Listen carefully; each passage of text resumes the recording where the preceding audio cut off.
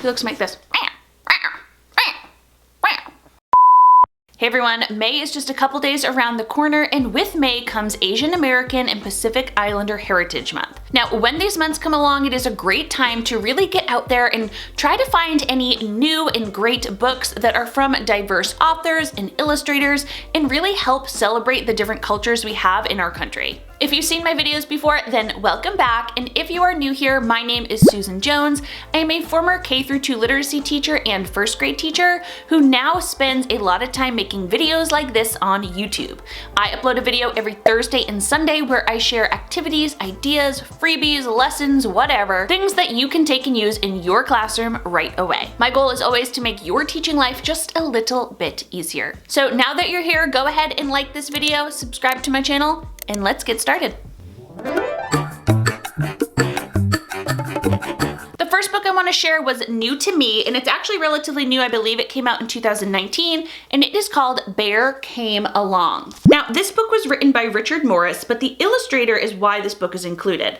The illustrator of this story is Laylas Pham. She is Vietnamese, and she actually won the Caldecott honor for this book in 2020. I love the way she does these illustrations. If you can see here towards the beginning of the book, there's a lot of black and white with a little bit of blue and the brown for the bear. And this story, it's a fun one about a bear that falls in a river, and all these other animals keep falling in the river, and they all go on this accidental adventure together. But the illustrations really make this story.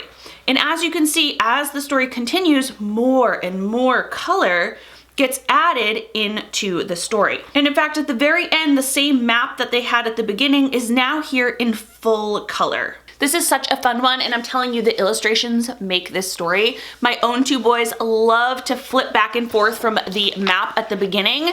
I don't know if you can see this, but if you own this story, you can actually see the bear is somewhere here. Here's the bear in his cave. I don't know if you can see that, but the bear is in his cave and it's in black and white. And I mentioned at the very end of the story, here is the bear and all the animals, all in color, down at the other end of the river. And if you go back and forth between the map, you can see where the animals started, and that tells you where they fell into the river and then where they all end up. My own two boys love flipping back and forth and seeing this. Book number 2 I want to share is called Laylas Lunchbox, and it is a kid-friendly story about Ramadan. Now, Asia is of course home to the largest Muslim population, being mostly in Pakistan, India, Indonesia, and Bangladesh.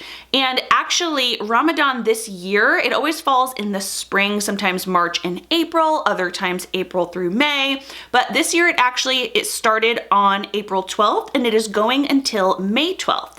And this story is about Layla, who is old enough to now finally participate in Ramadan with her family. And if you don't know, during this month, Muslims actually don't eat from sunrise to sunset.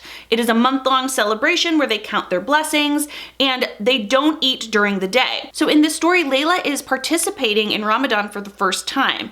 But when she gets to school, she realizes all of a sudden that, during lunchtime, I'm not gonna be able to eat. So she tells a lie because she's a little embarrassed, and she says that she forgot her lunchbox. But throughout the story, she writes a letter to her teacher and explains a little bit about what Ramadan is, and that she didn't actually forget her lunchbox. Instead, she is fasting. She ends up writing a little poem all about Ramadan that she shares with her teacher and with her class. So this book is a great one for students to begin learning a little bit about Ramadan and just, celebrating people's differences and what they choose to celebrate and learning a little bit more about them. The third book I want to share is one I picked up a few years ago, and it is called A Different Pond. This story is by Bao Phi. He is the author, and he's actually a refugee from Vietnam. And it also has a Vietnamese illustrator as well. Now, this is a beautiful family story about a father and son who go on a fishing trip very early in the morning. It kind of gives me Owl Moon vibes, and during this story, the son learns a little bit more about his father and his past life before him and how he traveled here from Vietnam.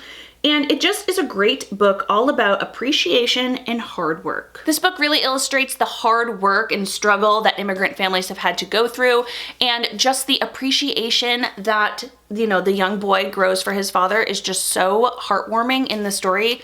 I love this book. Okay, and last but not least is Duck for Turkey Day by Jacqueline Jules. Now, this book could obviously be read during Thanksgiving as well. That would be a great time to read this book, but just in case you hadn't heard of it by then, I wanted to share it now. This story is about a young Vietnamese girl who finds out at school that everyone is having turkey for Thanksgiving. In fact, they call it Turkey Day. And so she kind of gets a little stressed out, and she is wondering why on earth her family keeps talking about having duck on Turkey Day. Her grandmother ends up visiting, and they have this whole Thanksgiving feast with a delicious duck, but when she gets to school, she's embarrassed to share that they didn't actually have turkey. She makes connections with other kids in the class that they, saw family members, they had a nice dinner, but when it comes time to share that she didn't actually have turkey, she gets a little teary-eyed and red in the face.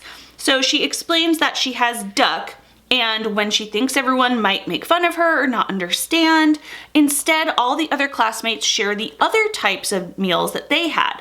Some people didn't have turkey, they had noodles or lamb or enchiladas or even tofu turkey. This is just another great little reminder about the different multicultural traditions we have in our country and how it's wonderful to learn about them and celebrate them so that our students in our own classrooms aren't embarrassed about what they do. Instead, they should feel proud. So there you have 4 different books to celebrate Asian American and Pacific Islander Heritage Month this coming May. Now, I know there are way more books to help celebrate, and I'm going to actually list 2 more down in the comments below, but if you have a book that you are going to highlight and share with your students this month, please drop it down in the comments so we can all take a look and gather some ideas. As always, I hope you grabbed a few ideas and enjoyed this video. If you did, please go ahead and give it a thumbs up so I know. Make sure you're subscribed to my channel and click that bell. That way you're notified of every new video. I'll see you in the next one.